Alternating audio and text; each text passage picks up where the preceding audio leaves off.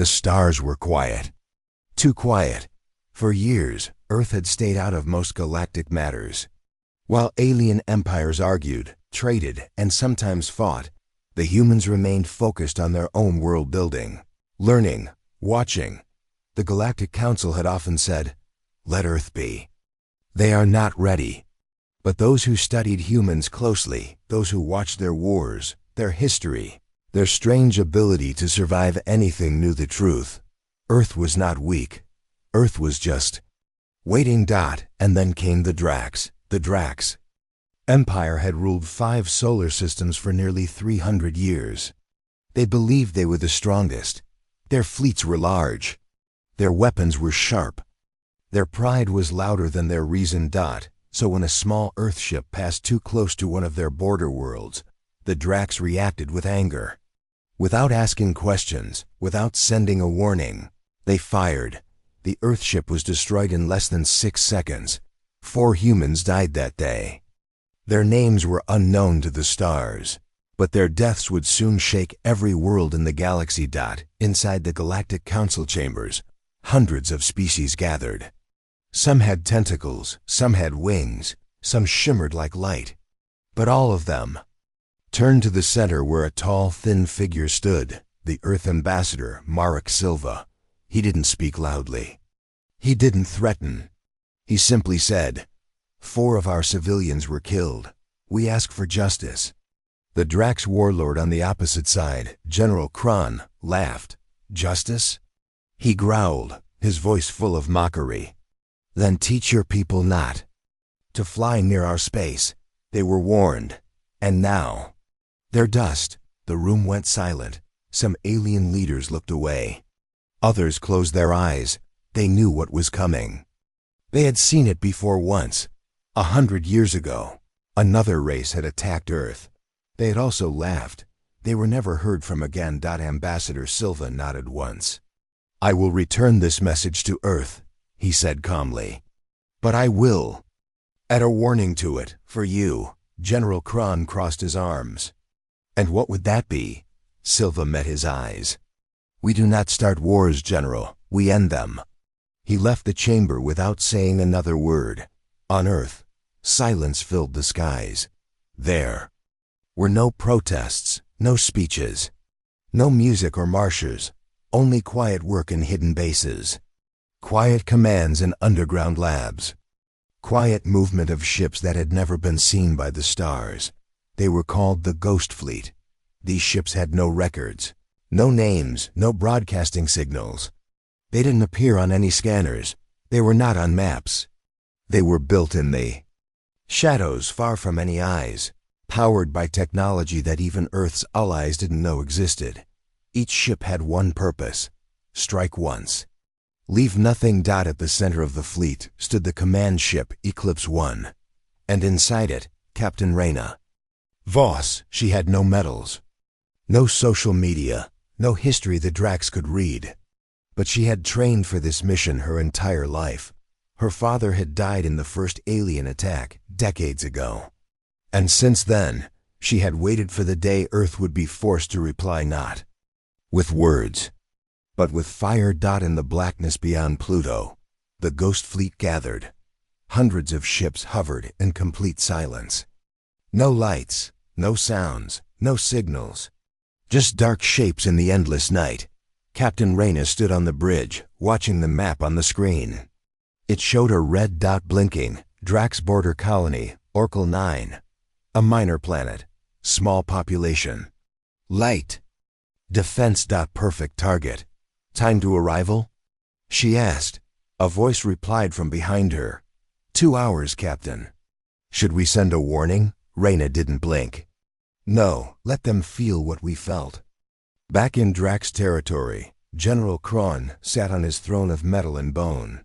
He had just returned from the council meeting and was enjoying the taste of blood fruit, a fruit stolen from a world they had conquered 50 years ago.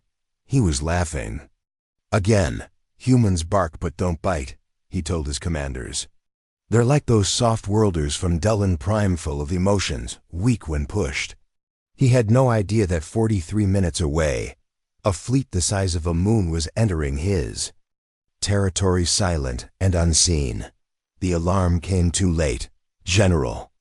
A Drax officer shouted. We're getting strange readings, gravity spikes, power signals near Oracle 9. Kron sat up. How many ships? We can't count, sir. They're not broadcasting anything. It's like, boom, the message cut off. Static filled the room. On Oracle 9, the Drax soldiers looked up into the sky. At first, they thought it was a storm. A dark cloud covering the stars. Then the cloud moved against the wind. One by one, human ships appeared from the shadows, smooth, black, silent, like blades. The Drax fired first. Anti-air guns lit the sky. Missiles flew. Sirens screamed. But none of it mattered. The Ghost Fleet didn't dodge. Didn't block. They absorbed. New Earth tech used quantum shields and artificial gravity fields to bend the path of every weapon. Drax missiles curved away like scared birds. Lasers broke apart mid-air. And then Earth struck back. It wasn't loud. There was no big explosion, no dramatic moment. There was only light. A blue pulse spread from the lead human ship, touching every Drax building at once. And then everything stopped. No sound. No power, no air. The Drax world died. Peacefully. From orbit. It looked like the planet had simply gone to sleep. Inside the control room of Eclipse 1. Reyna watched the planet dim. She spoke one word. Next. Across the galaxy, panic spread. A Drax communications officer tried to send a signal back to their capital. The message was simple. Unknown Earth fleet Oracle 9 is lost. No survivors. We need help. But before he could finish the sentence, his ship vanished into dust. A laser so thin it couldn't be seen had sliced the ship in half, leaving no trace. The Drax Empire finally understood Earth was not answering. Earth was judging. On the Galactic News Network, the regular broadcast cut out. A new signal replaced it. Black screen. White letters, we remember. The same message played on every planet, in every language, on every channel. No sound. No explanation. Just 2 words. And every empire that had ever mocked Earth fell silent. On Drax Prime, General Kron shouted for action. Send the Armada, send everything we have. Wipe them out. But his officers looked nervous. Sir, one said, voice shaking, we don't know where they are. They come from the dark. Our scanners, they don't work on them. Kron slammed his fist down. Then light up the stars if you must. I want Earth blood. On Earth, the skies remained calm. No ships launched from the planet. No leaders made speeches. No humans panicked, because Earth wasn't at war. They were already done planning it. This wasn't revenge. It was justice delayed. And now, nothing could stop what had already started. Captain Reyna stood on the bridge of Eclipse 1. Her crew was silent. Watching her, she stared at the map. Set course for Drax 4, she said. Next world, same message. One of her officers hesitated. Captain, should we leave survivors this time? Let them warn the rest? Reyna looked at her screen. She saw the faces of the 4 humans killed on that first ship, their last recorded photo. No, she said coldly. The galaxy already knows. She walked to the main window and looked out into the stars. They ignored the warning, she said. Now we answer with silence. The stars were still bleeding from her Kel-9. A once living world was now quiet. Dust, no cities. No light, no air. The Drax Empire hadn't seen it coming. No one had. And still no one could understand what had really happened, because Earth didn't just strike. Earth vanished afterward. No trophies, no warnings. No broadcast. And no ships found. The galaxy called it a ghost attack.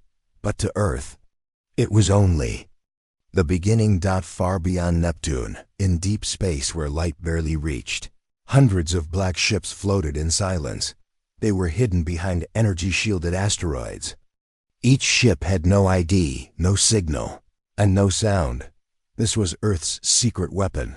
The Ghost Fleet. Captain Reyna Voss stood on the bridge of Eclipse 1. Her eyes locked on a hologram of the galaxy. Red dots marked Drax worlds. Blue dots marked Earths. Fleet. The red was spreading, but the blue was moving faster. Oracle 9 complete, said a quiet voice behind her. No survivors, no trace left. Reyna nodded. She didn't smile. She didn't speak for long. Instead, she said only 2 words. Next. World. In a small control room buried beneath Antarctica, Earth's Command Council monitored every move. General Harlow, old and battle-scarred, leaned over the digital map. He was one of the last living veterans from the first alien war. He spoke slowly. For years we prepared, built in shadows, hid from the stars. He looked at the screen showing Eclipse 1. And now, it begins. One officer turned to him, nervous. Should we alert our allies? The Aurelians, the Zephyri? Maybe they'll join us.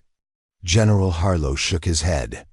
No, this isn't a war they understand. This isn't for help. He looked directly into the camera feed. This is for fear. Back aboard Eclipse 1, Captain Reyna stood with her team. Each officer wore plain black armor with no flag. Their badges had no name. No ranks. We move in 6 minutes, she said. One of the crew raised a hand. Target, Drax Colony Tyrannic 5? Reyna nodded. Mid-size world. 10 million population. Military outpost. No major defense grid. Another crew member asked. Do we leave survivors this time? Silence. Reyna turned slowly.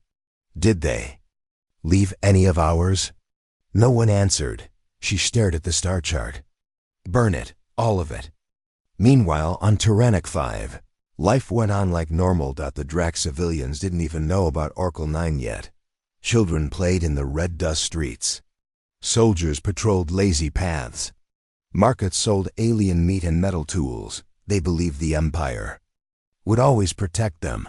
But high above the planet, the dark sky began to twist. First came shadows, then came silence. And then, the Ghost Fleet moved. From far orbit, human ships entered the system through silent warp tunnels. No sound, no heat, no flash. Just ships black and massive slipping into place. Like ghosts walking through a wall. The Drax radar system tried to ping them, but returned nothing. Must be a glitch, said one lazy technician. His screen turned black 2 seconds later, on the ground. A child looked up. At first, it seemed like night was coming early. Then she realized the stars were still there. Only something else was blocking the sun. She pointed. Mom, what is that? Her mother turned pale. The human fleet had arrived. On the Drax command base, alarms finally screamed. Officers panicked. We have movement, lots of it.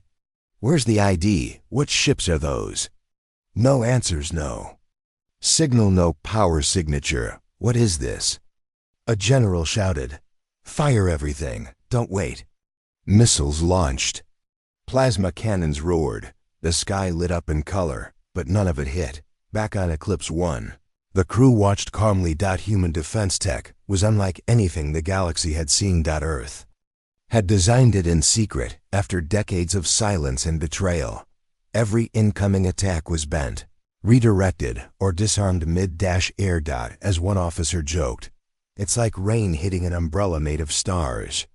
Captain Reyna gave a hand signal. One by one, Earth ships opened. No guns, no rockets, just blue light. A quiet hum spread through space, then down to the planet. Tyrannic 5 sky turned blue for 3 seconds. Everyone stopped, even the children. And then, the world shut off. No power, no sound, no gravity, no breath. Every ship, every building, every being frozen in place. Then, gone. Inside Eclipse 1, sensors confirmed it. Target erased. Clean pulse, zero escape. Captain Reyna stood silently. She remembered her father's words when she was a child. If they ever come again, don't ask. Just finish it, she whispered. 2 down. The crew repeated softly, 2 down. But not everyone was blind. Across the galaxy, a few watchers were tracking the darkness dot in a hidden base on the moon of Lysos. A small alien resistance group had picked up ghost signals. Their leader, Tavala, stared at the data. The humans are moving fast. Faster than anyone expected. One young scout asked, "Should we warn the Drax?" Tavala gave a cold smile. "No, the Drax earned this." Another asked, "Then what do we do?" Tavala whispered, "We hide and pray Earth never turns toward us." Back in Drax High Command, General Crone finally got the report. It wasn't a message. It wasn't a scream. It was silence. The kind that comes after a world is gone. He slammed his claws into the metal table. "How? 2 worlds in 2 days?" Tech officer replied, terrified. "Sir, they don't use weapons we know. We can't lock onto them. Our targeting fails. Our scans bounce off. Where do they come from? We don't know. It's like they rise from nothing." Kron screamed in rage. "Then we'll kill the silence." He ordered all fleets to regroup at Drax 4, one of their biggest colonies, full of defense rings and war stations. "They will hit Drax 4 next," he growled. "Let them come. We'll be ready." But he was wrong. So very wrong. Back aboard the Ghost Fleet, the crew met in silence again. 3 ships reported full refuel. 5 more shared energy from Earth's dark core reactors, engines powered by stolen Starlight. One officer reported, "Signal from Drax 4 shows preparation. Full shield up. Anti-orbit defense towers ready." Reyna walked past the crew. "They want us there," she said. "So we'll go somewhere else." The crew waited. Reyna looked at the map and pointed at an unnamed moon near the Drax capital. "Hit their refinery base first. Kill their fuel. Then we go for their breath." The mission was not just war. It was surgical fear. Not just to crush, but to cripple. Not just destroy bodies, but kill the Drax spirit. The fleet began to move again. No noise. No warning. Only purpose. In less than 12 hours, another red dot would vanish from the map, and the galaxy would still have no idea where the humans were striking from, or how many of them there truly were. But everyone knew one thing now: Earth was not quiet anymore. And the Ghost Fleet had only just begun. There were screams in the Drax capital, but they weren't from humans. They were Drax commanders shouting, panicking, begging for answers as another colony fell into nothing. Turank-5 was gone. No signals, no escape pods, no survivors. Just like Oracle 9, 2 full Drax worlds erased. And the enemy? Still invisible. The Drax had faced war before. Pirates, rebels, even other empires, but never like this. Never something that killed without warning and vanished without trace. General Krung stormed into the war hall of Drax Prime. His 4 lieutenants followed, each trembling. He slammed his fist onto the command table. "Where are they?" His staff scrambled. "We don't know, General. Their fleet moves without light, without sound. Every time we try to lock on, they're already gone." Another added, "Their weapons don't behave like normal tech. They disable gravity, power, heat. It's like they kill the soul of the planet." Kron bared his fangs. "Earth," he growled. "It's the humans." Silence spread. One young officer dared to speak. "But General, Earth hasn't fought a full war in over 100 years." Kron's eyes narrowed. "Then we should have struck harder when we had the chance." But it was already too late. While the Drax built up defenses on their border worlds, Earth's Ghost Fleet had changed direction. They weren't coming for shields. They were going for the heart. Far away, deep in the ghost dark of space, Eclipse 1 floated in orbit over a frozen moon. Captain Reyna Voss stood quietly at the observation window. The stars stretched in every direction. Cold, silent, beautiful, but her mind wasn't at peace. Her eyes locked on the next red dot on the map.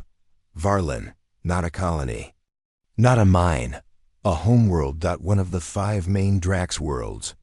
Over 1 billion Dracs lived there, and among them commanders, warlords, architects of death. The planet was proud, untouched. Until now, the crew of Eclipse One was silent, but ready. Every one of them had waited for this moment for years. Not for glory, not for revenge, but for justice. They remembered Earth cities burning decades ago. They remembered the children who had no shelters, the soldiers sent into battles they weren't ready for, and they remembered how the galaxy had laughed. No one was laughing now. The fleet moved in silence again. They didn't fly in lines. They glided like predators in water. No flashing lights, no engine sounds, just movement in the dark. The Ghost Fleet used the folds of space micro-warps that slipped through dimensions. It was tech so advanced, no alien radar could track it. Took the galaxy, it looked like the humans' TEPORTED. To the Dracs, it looked like death came from the stars themselves. On Varlin, the skies were calm. The Drax leaders met in towers of glass and gold. They talked strategy, logistics, trade. They still believed the attacks were far away. They were wrong. Very wrong. On a tall mountain outside the city of Graxel, a Drax scout looked up. He dropped his datascope, because something was blocking the moon, and the thing had no name, no sound, and no signal. Just shadow. He called for command, but his signal never sent. A wave of blue energy swept through the planet's sky. No explosions. No fire. Just every ship powered off, every comm line dropped, every weapon turned cold. Then came the real strike. The humans didn't fire traditional bombs. They sent down black drops, silent metal spheres filled with artificial gravity cores. Each drop landed with no noise, but caused crushing collapse across key zones. Military bases bent inward like paper. Factories folded. Weapons melted from inside. The Dracs tried to run, but their legs wouldn't move. The pulse had hit their nervous systems, perfectly tuned to Drax biology, a weakness the humans had studied for 60 years. In secret. In the Grand Tower, Drax leaders screamed. Power gone, doors sealed. Air disappearing. One general gasped, "They're not just killing us, they're erasing us." Up above, Captain Ringa watched the screen. One of her officers reported, "No launches detected. Resistance, 0. Collapse, total." Reyna didn't celebrate. She simply spoke the order she'd waited her whole life to say. Varlin ends now. A final signal was sent. 10 Ghost Fleet ships activated their full graviton drives, bending the space inside the planet. Varlin didn't explode. It caved in. From the stars, it looked like the planet took a breath and never let it go. 1 billion screams ended in silence, and the Ghost Fleet turned away. The Drax Empire couldn't believe it. In 3 days, 3 worlds were gone, not crippled, not damaged, erased. Their best war tech meant nothing. Their fleets hadn't even fired a shot back. And still, Earth had said nothing. No demand. No condition. Just destruction. The galaxy trembled. In a news station on the planet Teari, reporters sat in shock. Their screen showed the last image from Varlin, a ripple, and then static. One alien anchor whispered, "What do the humans want?" No one could answer, because Earth hadn't spoken a single word since this started. Inside Earth Command beneath the South Pole, General Harlow watched silently. He didn't smile. He didn't blink. A younger officer asked, "Sir, are we really going to take them all?" Harlow didn't look away from the screen. He answered coldly, "They started this. They made us build in silence. They thought we forgot." He turned slowly, but Earth never forgets. Earth waits. And out in the dark between stars, the Ghost Fleet moved again. No songs, no names. Only mission. The first world had fallen, and the rest of the galaxy was next. The Galactic Council met inside a giant star-shaped structure floating in deep space. It was called the Halo Ring, a massive station where every major species held their seats. The Drax had one. The Zephyri had one, the Cernai, the Volan, the Calthier. Even the humans used to have a seat. Once. Now Earth's chair was empty. It had been empty for 117 years. But suddenly, every alien in the chamber kept looking at it. Because now, Earth was speaking without saying a word, and every word was written in fire and fear. The humans have destroyed 3 worlds, said Grand Speaker Ulrith of the Cernai. His voice shook, though his species had no blood. Orcal 9, Tyrannic 5. And now, Varlin, a core Drax world. The Volan ambassador hissed. Gone? Not attacked, but completely gone? General Krone of the Drax stood up, rage on his face. They used weapons we can't scan, ships we can't detect. They kill without warning and disappear before we respond. A tall Zephyri waved her long fingers. Then it's not war. It's extinction. Panic spread through the chamber. The Pate. Galactic races had always laughed at Earth's backward ways. Their loud music. Their emotional films. Their chaotic politics. They thought humans were weak, but Earth had been silent for too long. Now, their silence was the loudest voice in the galaxy. Do we contact Earth? One leader asked. With what? Another replied. They've blocked all long-range messages. Do we threaten them? With what army? They destroyed a core world in less than an hour. Then, what do they want? No one could answer, because Earth never made a demand. They never asked for peace, or revenge, or gold, or surrender. They just struck, and they kept striking. Meanwhile, the Ghost Fleet moved again. Far from the eyes of the Council, deep in a system known only by its code. Darkfield 12, the fleet floated behind the shattered rings of a gas giant. Captain Reyna stood over a 3D map of the galaxy. She pointed to a new target, not a world. Not a base, but a signal tower. Council come Beacon 7, she said. High-speed relay, used by nearly every empire. Her second-in-command raised an eyebrow. It's not Drax property. Reyna nodded. Doesn't matter. The galaxy didn't speak when Earth burned. So we'll silence their voices now. She gave the order. Launch drop pods. Erase the tower. No signal survives. On the beacon station, dozens of aliens lived and worked.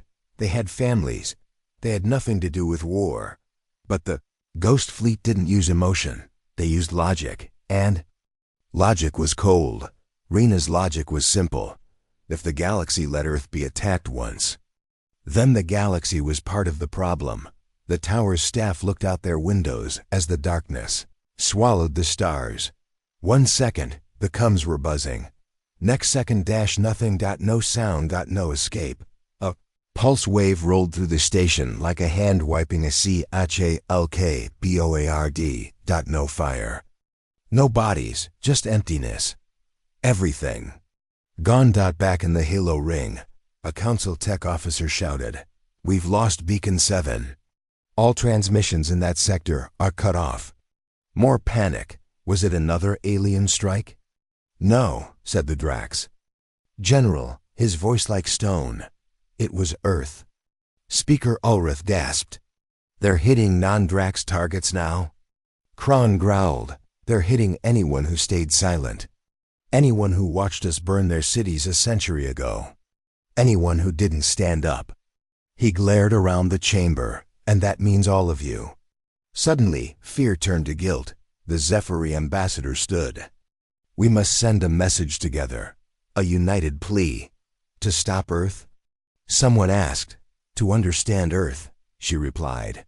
But even as she spoke, a deep alarm echoed across the ring. The sky outside the chamber dimmed. A massive shadow passed.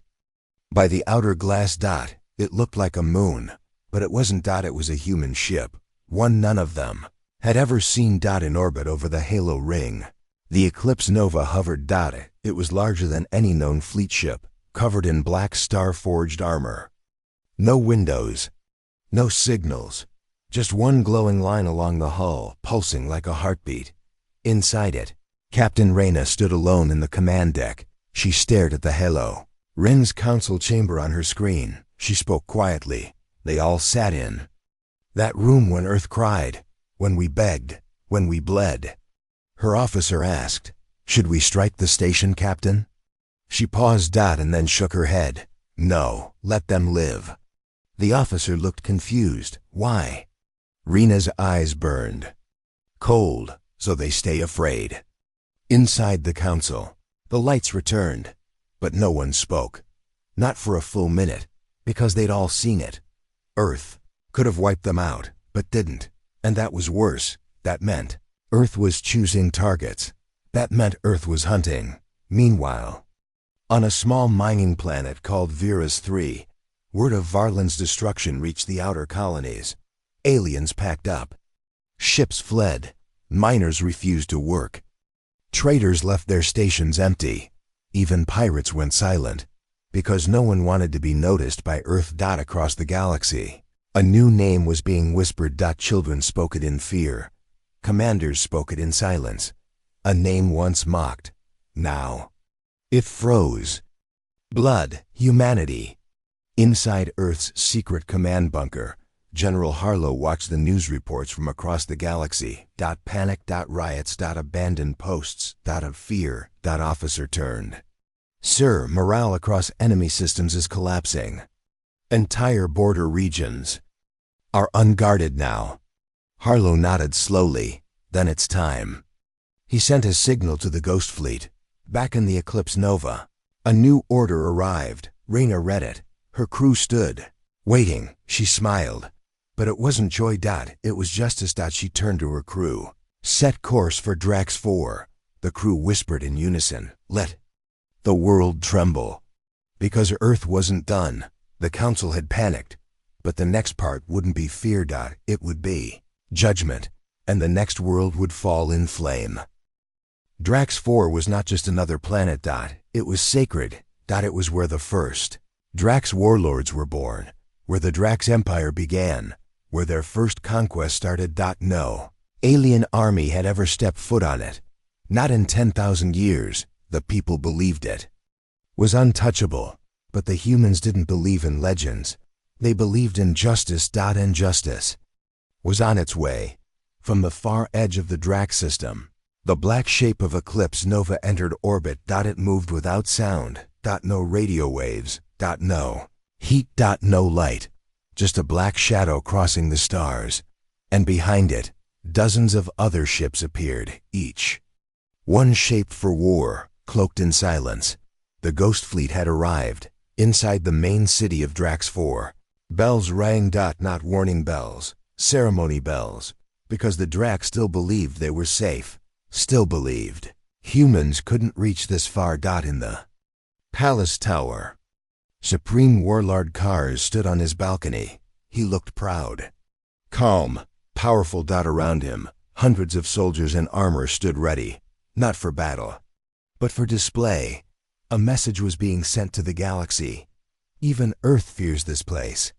But deep inside, Kars felt something strange. A chill. As if the air was too quiet. Too still. He looked up. And the sky was wrong. Suddenly, the light dimmed. The moons disappeared behind a black shape. Then, without a sound, the capital's power grid shut down. All at once. Streetlights. Shields. Radars. Gone. Even the sky went dark. No clouds.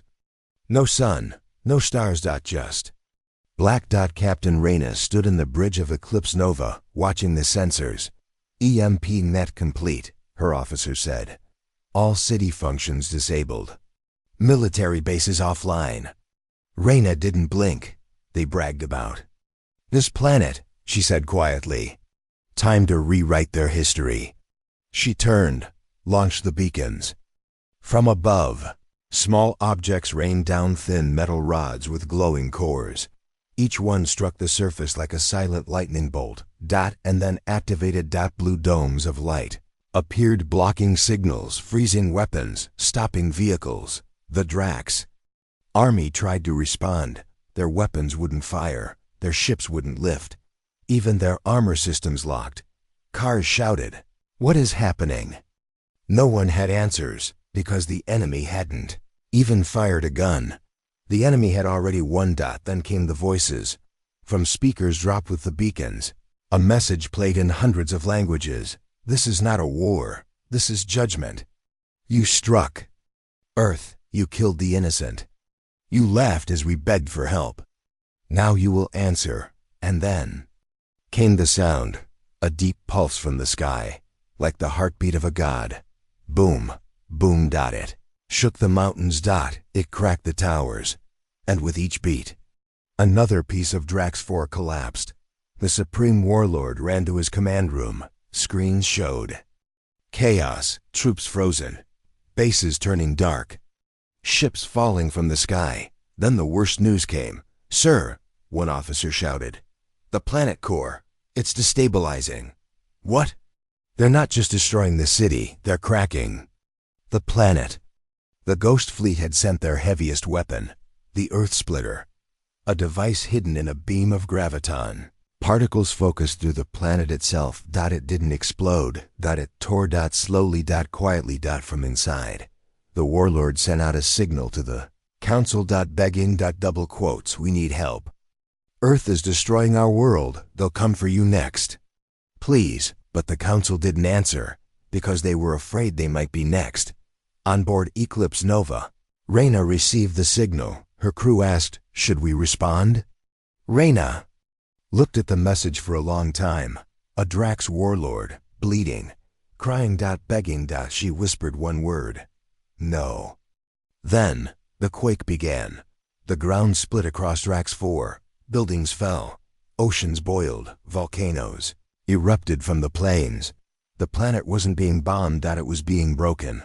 Warlord. Cars watched the palace fall. The sky turned red. The air grew hot. He screamed toward the heavens. We were gods. But the sky didn't answer. Only a silent ship watched above. One that didn't fire a shot, because Earth didn't need to shoot anymore. Fear did the work. An hour later, Eclipse Nova left the system. No celebration. No cheers. Just silence. Behind them, Drax 4 cracked open, its surface folding inward like paper, and then it was gone. Back in the council chambers, chaos broke loose. One ambassador shouted, "Drax 4 is gone, an entire world." Another asked, "What is Earth's goal?" Speaker Ulrith of the Sernai said in a broken voice, Maybe they don't want peace. Maybe they want us to feel what they felt." The Zephyri representative looked toward the empty Earth chair and whispered, "They are making the galaxy watch." In a secret moon station, General Harlow watched the footage. Officer beside him looked pale. "Sir, they're turning planets into memories." Harlow didn't smile. He said only this, "Good, now the galaxy knows what it means to hurt Earth." Across alien networks, a phrase trended more than any other. Earth remembers. It was spoken. In fear. In regret, and in awe. Back on Eclipse Nova, Captain Reyna stood alone in the quiet bridge. The stars moved slowly outside. Her officer stepped beside her. "What's next?" Reyna pointed to another star on the map. 3 more targets. 3 more who stood by and watched. She paused. "And after that?" the officer asked. "We stop?" She shook her head. "No, we end it." The humans weren't looking for peace. Not yet. They were looking for every silent voice that turned away when Earth burned, and they were answering with silence and fire. The galaxy had grown quiet. Too quiet. Ships that once patrolled borders were now hidden. Stations that used to shine with light had gone dark. Alien broadcasts were silent. No threats, no warnings, no lies. Everyone was waiting to see if Earth was truly done. But Earth wasn't done. Earth was only just beginning. Far above a dying red star, Eclipse Nova floated in complete stillness. Inside its shadowy command deck, Captain Reyna stood at the front, staring at a single glowing dot on the map. It wasn't a military target. It wasn't a Drax world. It was Galaxy's prime home of the Galactic Council, the political heart of the galaxy. The place where peace was promised. But Earth was abandoned. Now Earth had returned. And Galaxis Prime was next. Reyna didn't give orders, not yet. She let the silence grow, let the fear spread. She knew the silence was louder than any weapon, and the galaxy was listening. Inside the council hall on Galaxis Prime, the ambassadors were no longer shouting, no speeches, no commands, just quiet. Each one sat in their tall chairs, eyes locked on the holoscreens that floated above the chamber. The screens showed images from DRAX-4. The ground opening, the skies burning, the world crumbling into fire. The sound had been removed from the footage, but that made it worse, because silence made them. Imagine the screams. Ambassador Croven of the Valen stood slowly. He cleared his throat. No one looked at him. Still, he spoke. We believed Earth would fade, that they were broken, disorganized, primitive. He looked around. We were wrong. No one disagreed, because now everyone was afraid to speak. Back on Eclipse Nova, the crew had finished scanning Galaxis Prime. No planetary shields, one officer reported. No orbital defenses. No military movement. Reyna tilted her head. Do they know we're coming? Her second-in-command replied. They know. They're just waiting. Reyna turned her eyes back to the star map. Their silence is their confession. And then a message appeared, not from a council leader, not from a government, but from a single child. The image showed a young alien girl, half Zephyri, half unknown species. She stood in a small house, hands shaking, eyes wide. Her voice trembled. Please don't destroy our world. I didn't hurt anyone. I don't even know why Earth is angry. Please. The message ended. Silence returned. The bridge of Eclipse Nova was quiet. Even Reyna looked away. Her crew waited. No one spoke. Finally, her officer said, Orders? She didn't answer right away. Then she walked to the center of the room. She raised her voice, not loud, but strong. We are not here to kill a child, she said. We are not monsters. The crew listened, but Galaxis Prime must face what they allowed. She pointed to the screen. Set the signal towers. Begin the transmission. Within hours, beacons around the planet lit up. A single message was broadcast into every home, every building, every screen. This is Earth. You watched as we suffered. You stood by while we begged. You offered nothing. So now we offer you this, a moment. To look at yourselves. To hear the silence. To know what you've done. No ships fired. No cities fell. Not yet. But Galaxis Prime became frozen in fear. No one left their homes. No ships left the ports. Even the council stayed locked inside, because silence itself had become a weapon. On the planet's surface, a strange thing happened. People gathered, aliens from different races, different languages. They walked out of their homes. They stood together in the great square of the capital. And they all looked up at the sky, at the shadow of Eclipse Nova above them. Some held signs. Some dropped to their knees. Some cried. On board the ship, Reyna saw it. Thousands of beings. Just standing, waiting. She closed her eyes. It's not enough, her officer said. They stood with us now, Reyna replied. But where were they? When we screamed for help, the officer paused. Still, they're not the ones who ordered the attack. Reyna whispered, no, but they let it happen. And then, finally, someone spoke from the planet. A voice Earth hadn't heard in over 100 years. Speaker Talith of the Zephyri, former friend of Earth's ambassador long ago, stepped forward to a microphone in the council tower. Her voice shook, but she spoke. With truth, to the humans watching above, we failed you. We didn't stop the Drax. We didn't listen when you cried. We thought you would die quietly. We were wrong. Silence followed. The people watched the sky. They waited. Would Earth forgive? Would the fire fall? Reyna turned to her crew. No attack.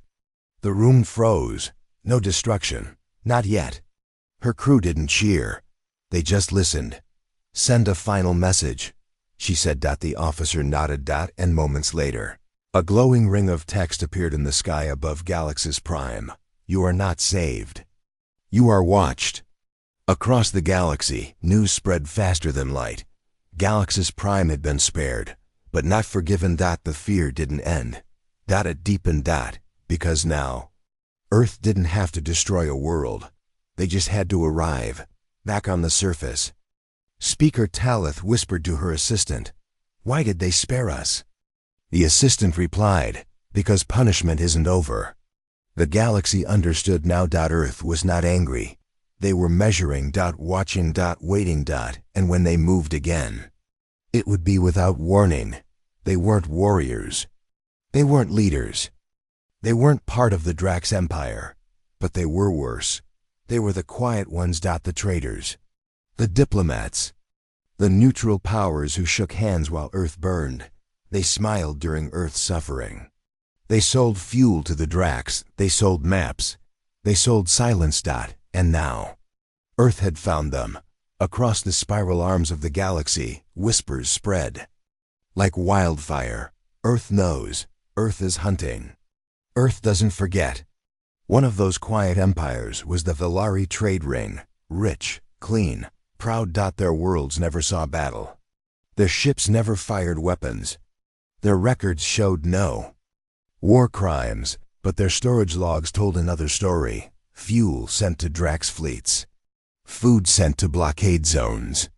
Medical supplies stolen from Earth. Colonies and resold for profit. They thought no one would notice. But Earth noticed. And the time for hiding was over. In the golden skies of Velari Prime, the people were celebrating Trade Day. Ships danced in the air. Children ran through the streets. Markets sang with music, and then the air turned cold. Every light in the city dimmed. Every screen showed a single blinking message. Remember Earth?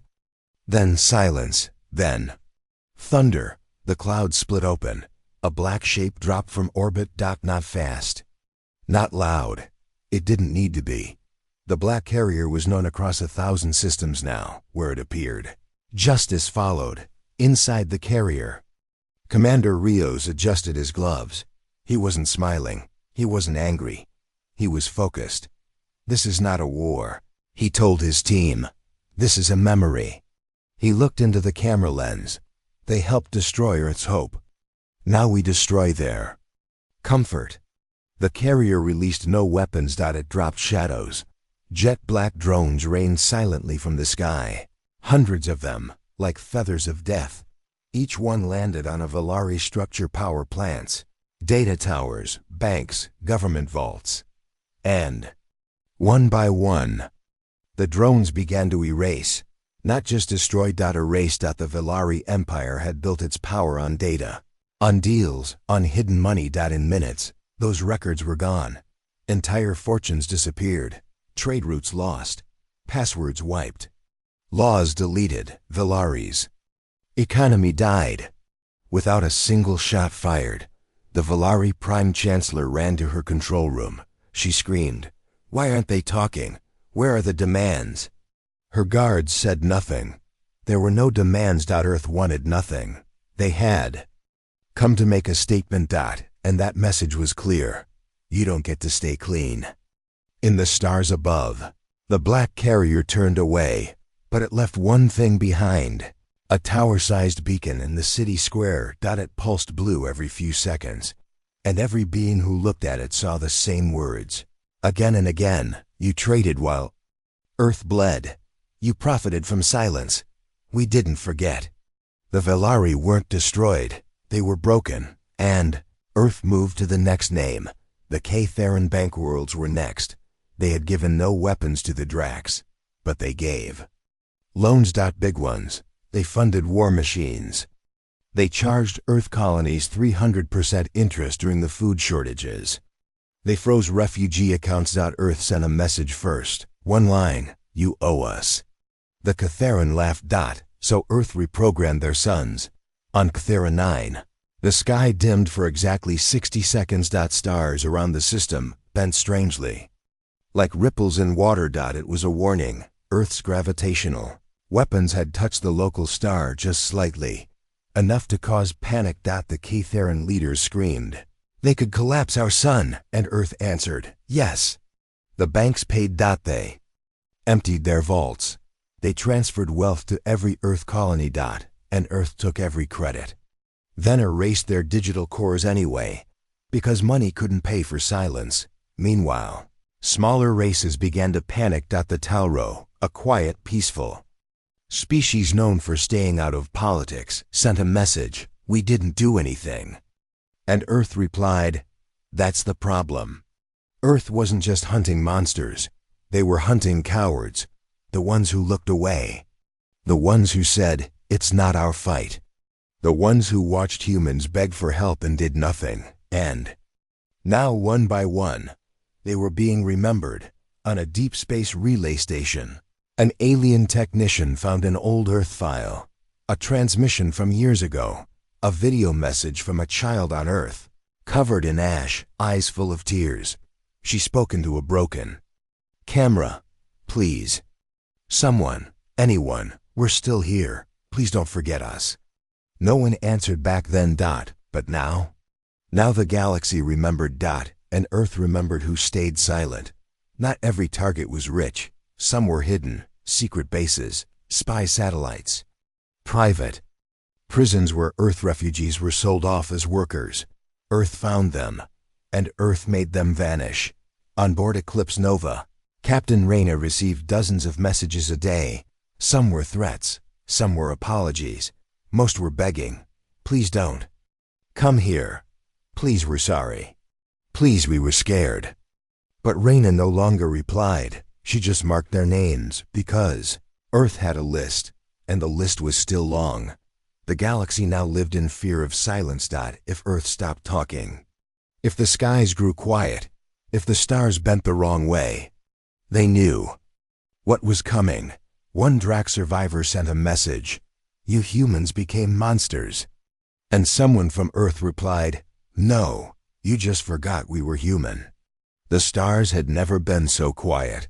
Whole systems had gone dark. Trade routes were abandoned. The largest spaceports in the galaxy sat silent. Ships docked like bones in a graveyard. Why? Because Earth had not moved for 5 days. No attacks, no messages, no threats. Just silence. And in the galaxy, silence meant something worse was coming. In the council chambers of Varka 1, the last surviving coalition met in panic. They were all that remained of the powers that once ruled the stars. The Velner Swarm, the Zari Enclave, the outer colonies of the Jorathi Lords, even the secretive Ether Network had sent a voice through a hologram cloud.